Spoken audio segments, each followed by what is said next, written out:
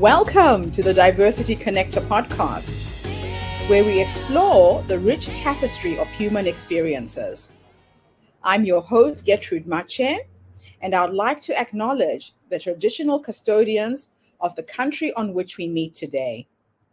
I would also like to pay my respects to elders, past, present, and emerging, and together as we dive into conversations that bridge cultures, challenge stereotypes, and celebrate the unique perspectives each of us brings to the table.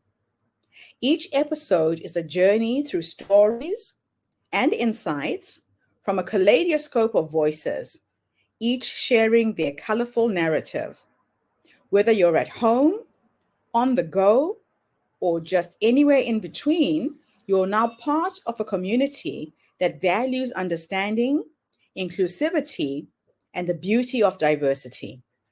So plug in your headphones, get comfortable, and let's connect through the power of our shared stories. Welcome, and thank you for joining us on the Diversity Connector podcast. Hello, everybody, and welcome back to the Diversity Connector. This is Gertrude Mache here in beautiful Melbourne, Australia. And today I am graced with the presence of yet another fascinating woman. Welcome, welcome, welcome to our tribe, or rather, welcome back to our tribe. Please tell everybody your full name, where you're based, and share your story with us today.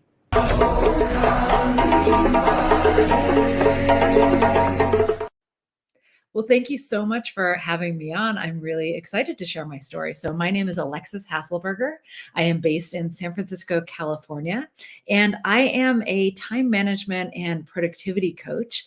Sometimes I don't love the word productivity coach because it makes it sound like I'm someone who's just trying to efficiency-ize everything and do all the things better, faster. But really what I do is I help people to learn how to use their time in such a way that it is consistent with their goals, consistent with their values, and that every day they're able to say, the things I did today were more important than the things I didn't do. And I feel good about the things that I did do and the things I didn't do, because we all live in a world where there's things we're not going to get done. You, me, everybody else, we're all going to die someday, a long time from now, with a long list of things we didn't do. And we want to be able to feel like we prioritized correctly.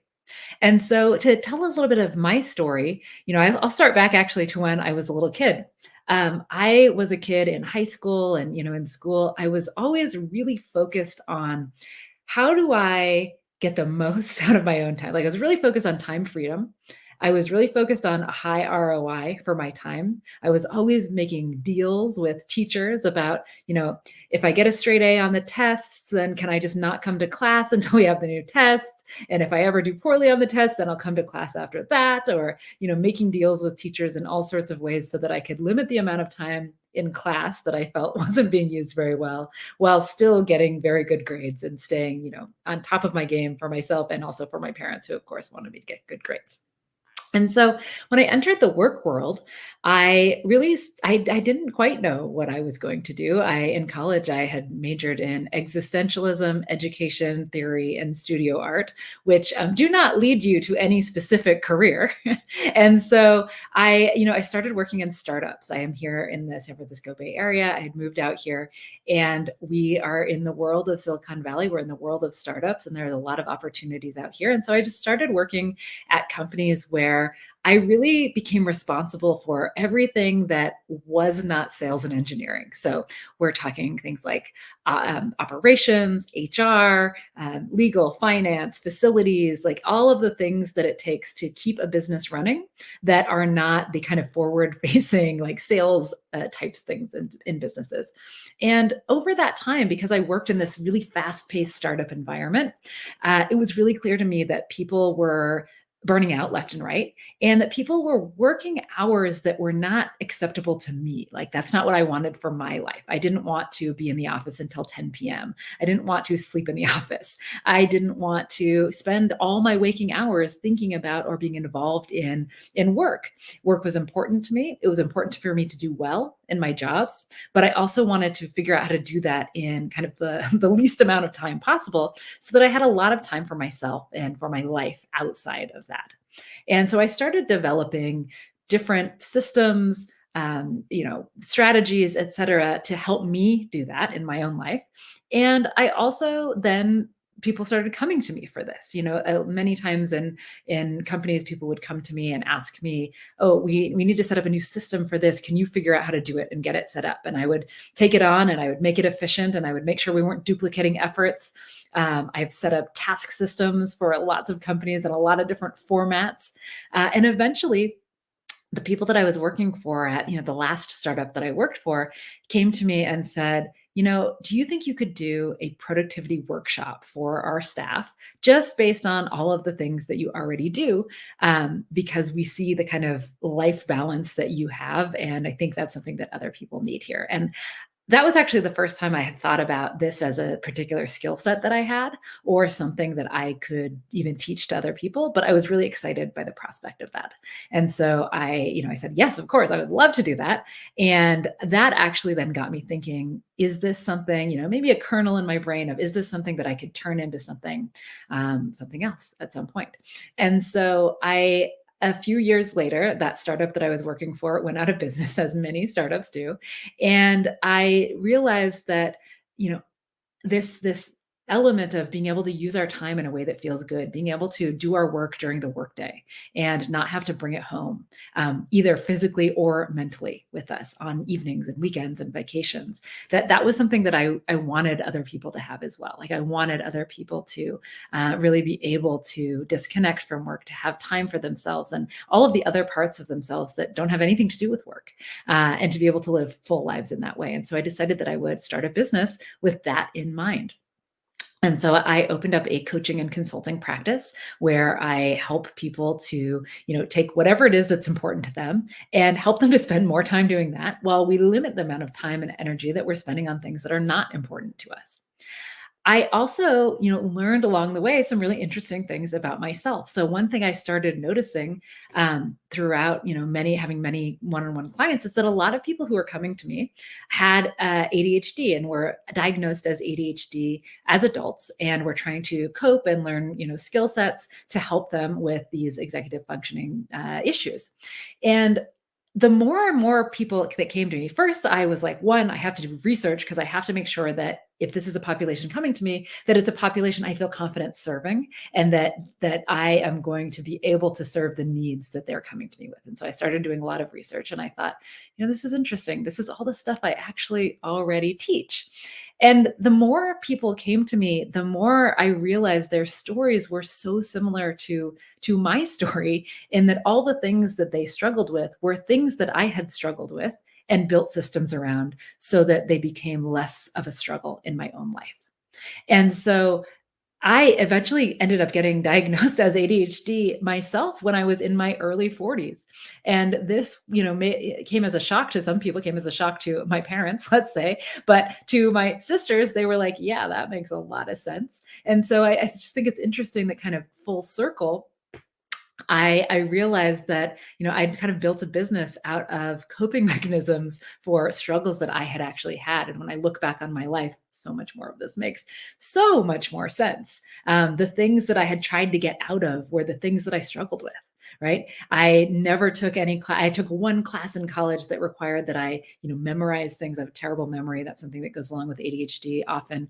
And I tried to memorize things. I couldn't do it. I got the worst grade of my life. And then I just never took another class that had anything to do with memorization. I only took classes where writing and talking were the most important things that you could do. And so you start to kind of look back at the lens.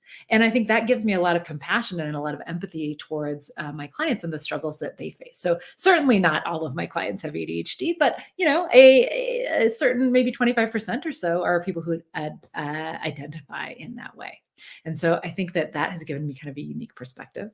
And then I also, have gained other perspectives to get me to where I am right now. And so, for instance, during the early days of COVID, my family decided to leave the U.S. and we lived in Korea for a while, and then we lived in Taiwan for a while as well.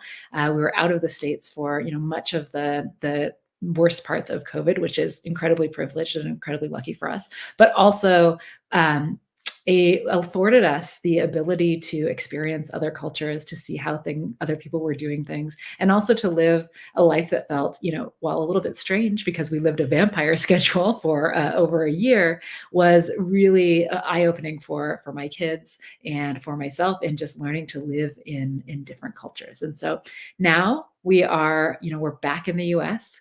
We are in San Francisco again. I never stopped my business. My business kept going throughout COVID, and was actually kind of a boon in some ways for us, because so many people were struggling with these issues, maybe in ways that they hadn't before, because so many people were working at home, working around other people. They had way different distractions. You're also trying to manage your kids and their schoolwork and your own jobs and all of the other things and all the stresses and the pressures all at the same time. And so I helped a lot of people through that period. And now I am back in the Bay. It's not, not exactly business as usual, because so many of my clients over the last several years have hired more global staff, right? I've hired people across the country, across the world, such that in a way where I might have done in-person workshops for companies before COVID, now many more of them are seeking to do more of a workshops and engagements that are much more over Zoom and online, because they want to make an equitable experience for all of their staff. They don't want to have just the staff in the office having access to these various types of trainings and support, et cetera. They want to make sure that this is really accessible to everyone.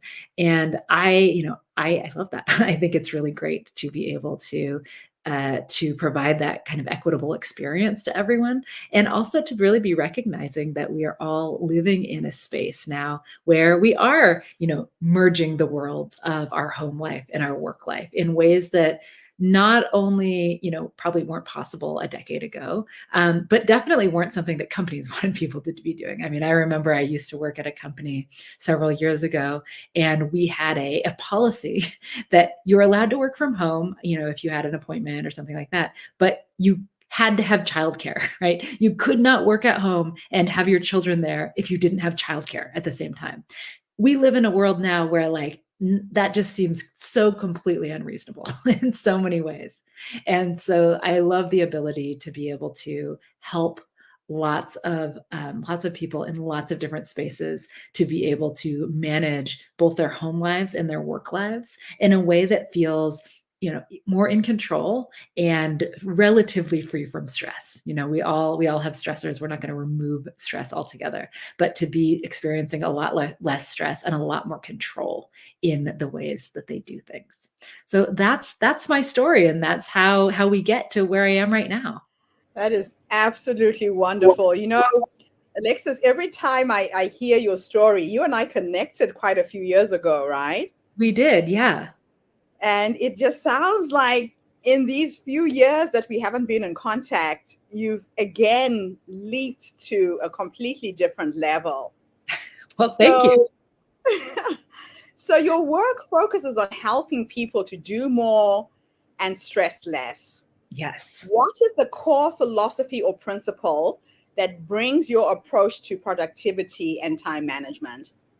So for me, it's really about personalization. I know that there are so many people out there. If you look up productivity coaches, productivity people, that it's very much like, okay, wake up at 5. Make sure that you get up before your kids wake up. Have your alone time, do your morning pages, do your yoga, and then you'll have this perfect day. Make sure you turn off all notifications all of the time so that you can be in this spot. Make sure you do X, Y, or Z. And I just think that is not realistic, because everybody is different in so many ways. And so when I work with people, we always start from a position of learning to know yourself better exactly as you are, and get comfortable with exactly as you are, so that we can build strategies around who you are instead of trying to force you into a box that wasn't made for you. So, I don't know, when I think, I give that example of the mornings, and, maybe I say it with disdain, because I am not a morning person. Waking up has been the hardest part of my day since I was 5 years old. And it remains that today. And it doesn't mean I'm not a productive person. It just means I do things differently. You're just wired differently, and it's good to tailor to what the person already is than to try and force them into a little box. I Yeah. I love mean, right. We can all make ourselves do something for a short period of time, right? But then we Yes, eventually snap back to who we are. And so I just think it's more sustainable to work with who we are. I love that. So many people struggle with balancing their professional and personal lives. What are the most common mistakes that you've seen people making in this area, and how do you help them to rectify it? Yeah. So I think one of the biggest mistakes I see is that in an effort to prove that we are doing a good job, we fail to set boundaries that will help Mhm. us sustain our working lives and our lives in general. And so, where I see this happening a lot is somebody starts a new job and they're like, I want to prove myself. I'm going to make sure these people know that I am like amazing at what I do. And they do Yeah, that by being available all of the time, by working really long hours. And then, 3 months in, 6 months in, they're feeling pretty good. They're like, great, like I've proved myself. People think I'm doing a great job. Like I'm fitting in here. It's great. And then they're like, I'm going to tone it down. I'm going to go back to like what is normal. Right. And then yes. people say, why are you slacking? What happened? Uh, Right? You've set this norm for yourself. You've set this expectation that actually isn't sustainable in the long term. And so that's I think good. that's one big area. And so I work with people to help them slowly reset some of these boundaries. I mean, just today I had a coaching session with someone and we were looking at her calendar and she had these blocks that said do not schedule and they started at 9:30 p.m. And I said, "Do you want to be available to have meetings until 9:30 p.m.?" And she said, "No, I don't." Right? And I said, "Okay, well, let's like just ever so slightly, let's move it up by an hour. Let's get it up to 8:30 p.m., right? And let's kind Yeah, of reset some of these boundaries. Sometimes that means having hard conversations with people where yeah, we're resetting these things. Um, I think the kind of mistake, or I don't know if it's a mistake, but another factor that comes into this a lot is that we live in a world that feels like we have to be always on, right? And we have pings and dings and notifications and emails and Slack and Teams and all of this stuff. And we assume that because people can reach us all the time, we have to be available all of the time and yeah, we need to stop what we're doing, right? To go answer something. And so yes. I think that, helping people learn to batch process communication, to be able to turn off notifications so that you're not constantly being pulled away from the thing that you're doing, right? Studies show that, yeah, every time we get pinged or dinged or interrupted or distracted, it actually takes us on average about 23 minutes to regain focus of what we were doing before, Oh, wow. right?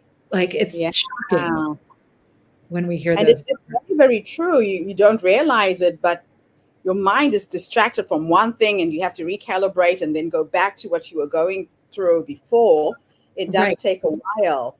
Yeah. So, in your experience as a productivity expert, how do different cultural or background factors influence an individual's approach to time management and productivity? Yeah. Especially in light of the fact that you lived in Korea. I know that most of the Asian countries have got a very focused way of doing work, compared to the rest of the Western world. Africa is completely different as well. How does that all come together? Yeah, I mean, I think these factors are really important, right? Because we have some cultures that are like time is like relationship based, right? Yeah, Where we do think like we like punctuality is a very Western like a concept, right? It's really yeah, valued in a Western kind of a way, and that is something that is not nearly as valued as relationships and connection in other parts of the world. And so yes, I think it's a lot of people, I think we really want to make sure that we are not judging someone based on how they're showing up, right? right, And that when we're in cultures or interacting with cultures in which it's more of a relationship based time, where the most important thing is that we finish our conversation, that's more important than being on time to the next thing, right? That we right, yeah, recognize that those differences, it's not one person's doing things wrong and one person isn't. It's that they're different norms that are kind of, having a little bit of a clash, right? yes. Or even in meetings, there's, in some cultures, it's considered quite rude to call on somebody, right? And to kind of like out them and say, hey, what do you think about this? That's not normal. And in other cultures, we think, oh, but I'm helping them to get their voice heard, right? And so I think that sometimes, we don't all know all of these cultural differences all of the time, but being able to have discussions, open discussions around what things do we value and where can we kind of come together to meet. Yeah. You really have to take all of these factors into consideration. You can't have things in isolation. So, can you discuss the importance of considering diversity and inclusivity when developing productivity strategies for teams and individuals? Yeah. So I think that, diversity and inclusivity and equity, I think these are important no matter what we're doing, right? Yeah. I think that when we're thinking about individuals, when we're thinking about teams, we want to be creating spaces of psychological safety first, right? Yes. We need to create spaces where people feel comfortable sharing what's going on for them, Yeah. especially in relationships with their managers or direct peers.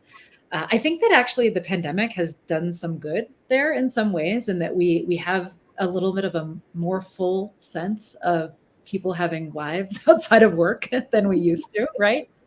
That's so true. That Uh, is so true.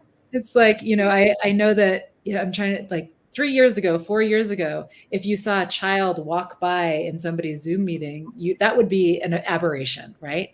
And Yeah. now that it's just so normal, and that, we accept that. And so I think that one, creating the spaces of psychological safety, the ability to talk about what's working and not. And I think Yes. that another thing that we want to do within the productivity realm is really try to identify what some norms might be for our group that we can form together. Because Right. this comes, if I ask a question, this is, not exactly about diversity, but just about diversity of thought, right? Okay. Like Yes. if I come into any room and I say to a team that works together all the time, how quickly should an email be answered?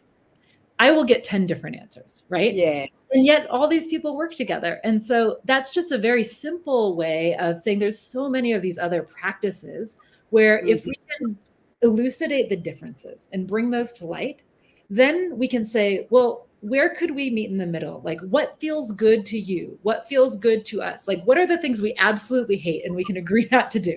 And what are the Yeah. things that, like, we want to commit to doing as a group together? How can we speak to each other in a way that feels respectful to everybody? How do we Yeah. assign tasks to each other in a way that gives people agency and autonomy? Oh, that's absolutely awesome. So, moving on, impact of diverse perspective. In what ways do you believe that embracing diverse perspectives can enhance productivity and creativity within a team or an organization? Well, I think we know but there's so many studies on this, that the more diverse a team is, the more productive they are, the more Yeah. ideas they have, and the better ideas they have. Like, these studies have been done. I don't even think it's up for debate. Well, people may Yeah. not want to believe it, but like, that work has been done. And so Yeah. I think that, the more, I'm going to give you just a couple of interesting examples of this. Mhm. This may not be exactly cultural diversity, but it could be related to how people, like, there are some people that are like maximizers, right? They want to make sure everything, we did all the research, like, it's hard to make a decision, etc. And there are other people that are satisficers who are like, well, we're just going to figure out what the criteria is, and when we meet that criteria, we're going to move forward. It's really important to have both of these types of people on any type of project or on any type of team, because they help to balance each other out, right? If Yes. we have all of one type of person on a team, we're not going to get extra perspectives. We're not going to say, oh, we didn't think about it from over there. If we have Yeah. only one type of person, then we have a lot of blind spots. And then Yeah. I think also, another thing the research-based thing around this is that there's a lot of evidence that when we brainstorm alone instead of in a group setting, we Mm-hmm. come up with, as a group, more diverse ideas and better ideas and just a better volume of ideas. And so Yeah. being able to really say, like, hey, as a group, let's brainstorm on our own and then bring all that stuff together. We're going to get such better information, ideas, etc., Yes. than when we have a tendency to self-censor ourselves in a group. Yeah.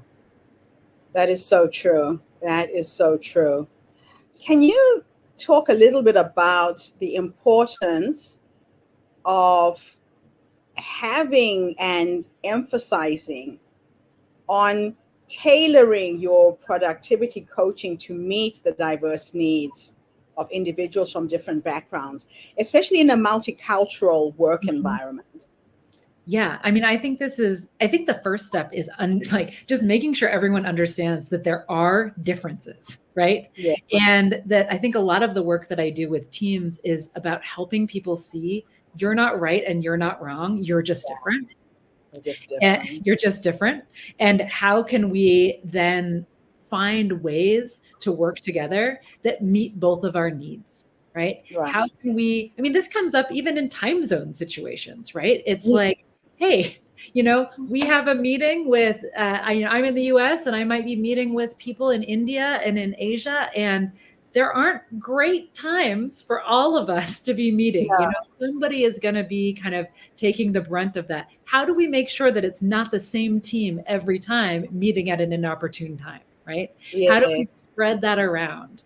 I think that when there's individual diversity, there's cultural diversity, there's background diversity, and we Yeah. want to surface those things and talk about them as if and because it all matters and it's all important and it all informs how we do things, the way we do them, right? You're ready to do And that. so when we're trying to productivity is just like how we do what we do and when we do it, right? Like that's all it is. It's like how do we do the things in time, right?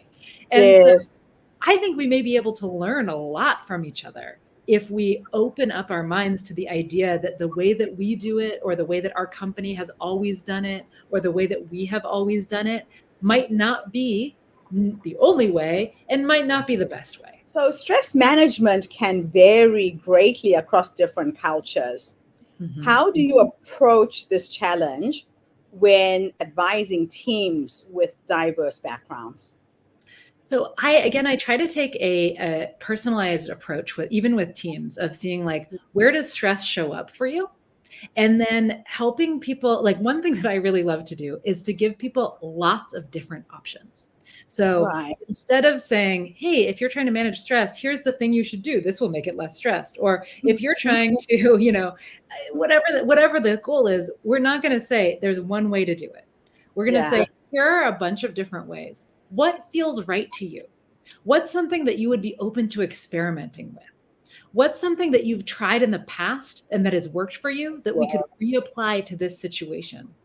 And okay. then when you get people talking about this stuff, I find that they feed off each other, right? Yeah. Because Yeah. someone says something and someone says, oh, we do that too. Or somebody might share something that, maybe they've learned from their parents and their cultural background that like this was how they dealt with it. And I think Yeah. that we can then all learn, like it's only amplified, right? The more we Yeah. talk about these differences and share them as positive and alternative ways to get things done, then the more I think we all benefit.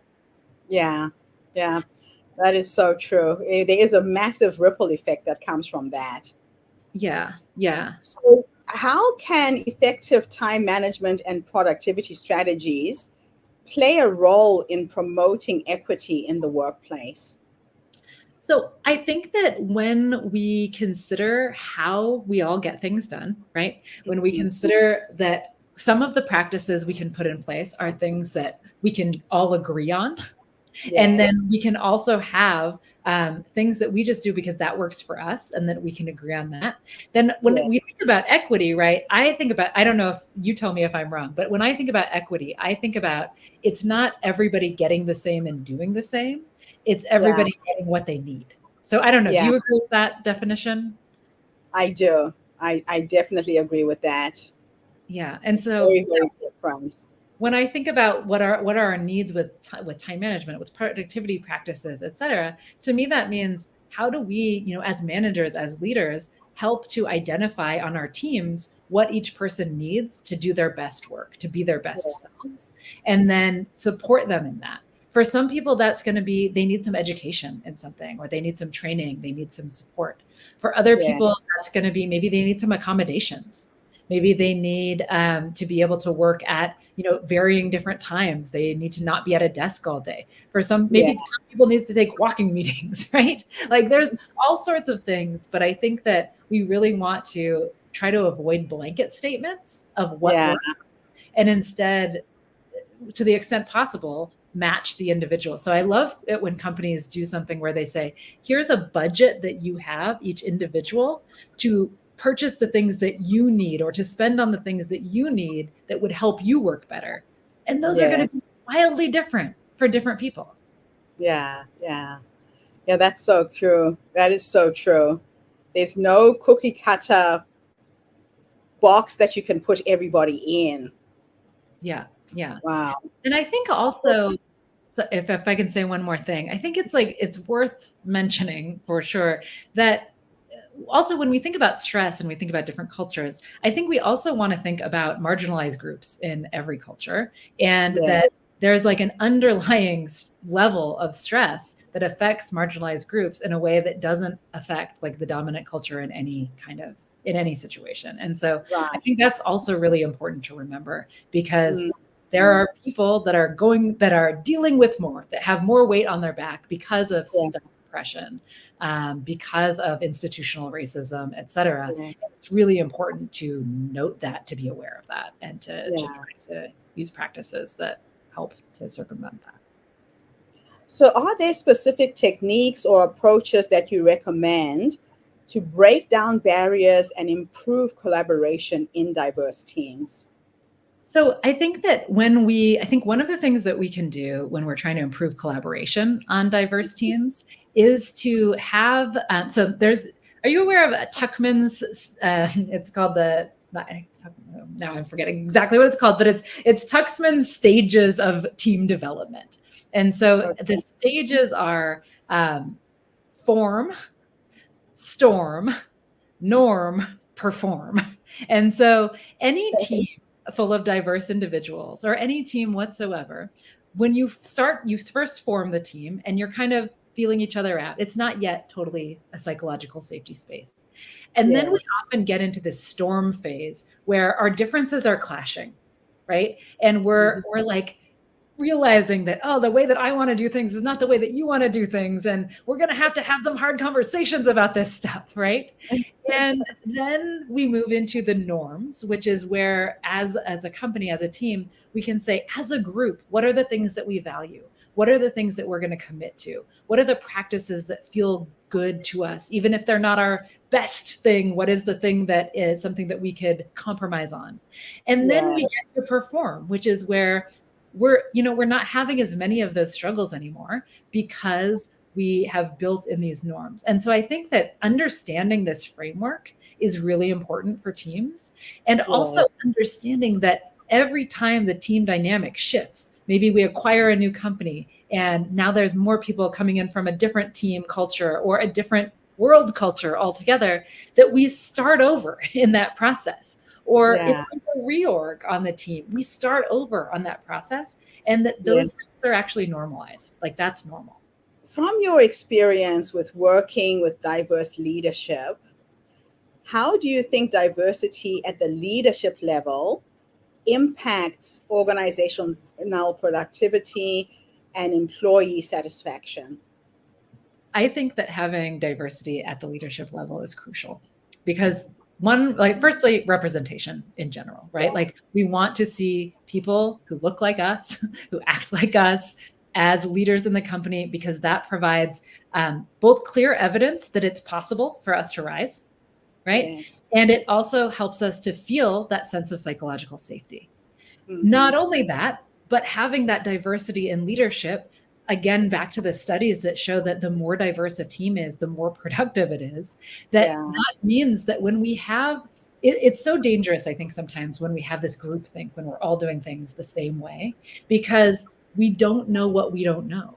We don't see things from these other perspectives. And so I think that having any organization that is committed to having a diverse organization, that needs to extend all the way up, right? Yes. It can't be just, oh, there are certain people at some levels, right? This really needs to be organization-wide. So, in terms of challenges in diverse environments, what unique challenges have you encountered when implementing productivity systems in culturally diverse settings?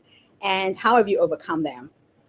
Yeah, so I think that what shows up most often for me in the work that I do with different companies is these kind of globally diverse companies where I might be working with a leader who is, I mean, just today I was working with a leader who she is based on the East Coast of the US, and she has a team in Asia, and she has a team in India, and she also has a team in, all over the US. And so she's dealing with both how do we work synchronously and asynchronously? I think this comes up a lot with these types of things. And how do we, I sound like a broken record, but I'm like, talk about it. That's the thing we need to do, is talk about it. Because I think that this stuff, it's not so cookie cutter that we can be like, well, in this specific scenario, do this exact thing. I think that what we need to do is ask 3 questions on a regular basis. And one of the questions is, what's working well, so that we can double down on it. The next question is, what is not working as well as we would like it to? Because when we ask this question regularly, it helps us to normalize the fact that things are not always going to be going well, and that that's okay. And that if we bring up this stuff early, it's less likely to turn into a huge issue, right? If we can say, this isn't working quite that well, what might we do to experiment with that? And that's the third question. How can we experiment to see what might work better? I think when we approach this iteratively, no matter the scenario, then not only does everyone feel heard, but everyone feels comfortable bringing up something that is not yet a huge deal, but might become so. And then we also recognize the fact that nothing is static, and that we are going to have to continue to iterate, to experiment, to see what works, to see what doesn't. And I think another reason why this framework really helps in these types of situations is because we want to, nobody likes change, right? Everyone's resistant to change. But nobody wants to be the jerk that will not experiment, right? And so when we approach these things as an experiment, it helps people to internalize and grow with the change, because they know that they'll have a say at the end of it, right? We're going to experiment with this, and then we're going to come back and we're going to talk about it. Did it work? Did it not work? What should we do? What should we try next? And it keeps things in a forward momentum without having a prescribed playbook of what we're going to do in every specific situation, because I just don't think that works very well. That doesn't work. So lastly, with your background in HR, how do you see the intersection of human resource practices, productivity coaching, and the advancement of diversity and inclusion within organizations? Yeah, so I think that HR works very differently at different companies of different sizes, right? And so in some companies, like a lot of the companies that I have worked for, I have been the only HR person, right? There were no others. And then when you work in a large company, then things start to break off, right? Where you have somebody that's handling benefits, you have an entire DEI team, you have all of these things. And so I really think of HR as I hate the word human resources, right? It really kind of cheapens what humans are in some way. But I think in terms of HR, I think HR can help by leveling the playing field within any company. So HR can do a few things. One, they can be running audits, right? They can be seeing, hey, are there differences in how we are paying people, in how people are getting promoted, and how people are getting recognized that may be based on unconscious bias? Or real bias, right? Either one. Are we seeing differences in there that we can quantify? And if so, what can we do about this to rectify it, right? I also think that HR can be there as a resource to take complaints seriously, right? If people bring things to you where they feel that they're not able to be their best selves, they are being discriminated against, to really take that seriously and make sure that that is at the center of their goals. Because I think that, the HR has a twofold purpose. I think one part of it people sometimes tend to forget, and that HR is there to serve the company. And the other side of that is that, to the extent possible, HR is there to serve the people that work at the company. And I think that actually is a pretty important distinction to remember, because I think that sometimes people feel like, oh, well, why should I go to HR? And they're like, oh, they just are like, what are they doing? And it's like, well, they actually do work for the company. And that is like, they will try to keep things as confidential as they can. And they should tell you if they can't, but it's not like they're a therapist. And so I think that sometimes people, I don't know, that they might not understand that, and then come away feeling pretty upset with the situation. But I think that HR can do those two things: help to really shine in a mirror into what's going on at the company, and then help to elicit feedback, help to be there for complaints, to be there to support people. Yeah, I love it. I could talk to you all day about this subject, Alexis, but words cannot express my gratitude for you coming online today and sharing your wisdom with us. Thank you so much. Well, thank you. It's been a wonderful conversation, and I really appreciate you having me on. And thank you to everybody who tuned in today. The Diversity Connector is bringing in individuals, professionals who are working in this space to inspire, motivate, educate, and really create a platform where you can get information that can be of use to your organization. So tune in again tomorrow when I interview yet another amazing guest. In the meantime, have a fantastic day, morning, or evening, wherever you are in the world, and bye for now. Thanks again, Alexis. Thank you. That's a wrap, everybody, on today's episode of the Diversity Connector podcast. Thank you for tuning in and being part of our vibrant and global conversation. I'm your host, Gertrude Mache, and it's been an honor to share this space with you, where voices from all walks of life come together to weave a tapestry of diverse perspectives. Remember, every story you've heard today is a thread in the larger fabric of our shared humanity. So, as you step back into your world, carry these stories with you and let them inspire you to embrace and celebrate the rich diversity around us. Don't forget to subscribe, rate, and review our podcast to help us share these inspiring stories with more listeners. Do follow us on social media by looking for the Diversity Connector podcast for more updates. Until then, keep connecting, keep listening, and keep celebrating the beauty of diversity. This is the Diversity Connector podcast signing off. Stay curious, stay open,